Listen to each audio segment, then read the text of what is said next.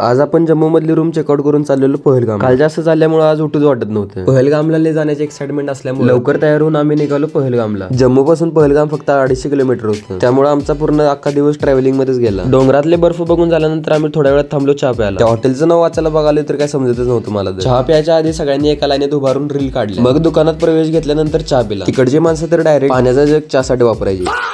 चहा पिऊन झाल्यानंतर सगळ्यांनी ट्रॅव्हलर मध्येच नाचायला सुरुवात केली. इकडचं एक टनेल म्हणजे आपल्या महाराष्ट्रामधलं एक छोटं खेडे, कारण यांचं टनेलच 8-9 किलोमीटर. इकडे बघल तिकडे नुसता बर्फच होता. झाडं असायची, खरं झाडावर पाण्यात असायचं. चहा जिरल्यानंतर आम्ही परत थांबलो हॉटेलमध्ये जेवायला. जेवून झाल्यानंतर बर्फ बघत बघत थोड्या वेळात आम्ही पोहोचणार होतो पहलगाम मध्ये. पोहोचायच्या आधी ड्रायव्हरने सांगून ठेवलेला की इकडे लुटालुटी जास्त करते, त्यामुळे केसर शिलाजीत बघून हॉटेलमध्ये पोहोचल्यानंतर आम्हाला वेलकम ड्रिंक देऊन स्वागत केलं. महाराष्ट्रामध्ये चहा असतो तसंच इकडे कावा असतोय. रूम मध्ये येऊन आवरून झाल्यानंतर परत जेवायला गेलो. काश्मीरमध्ये आल्यानंतर वातावरणात बदल झाला, खरं माझ्या जेवणात काय बदल झाला नाही. जेवायला जाताना रूम हीटर आणि बेड हीटर दोन्ही पण सुरू ठेवून गेलेलो. असं वाटायला की काश्मीरमध्ये ज्वालामुखी झाल्या.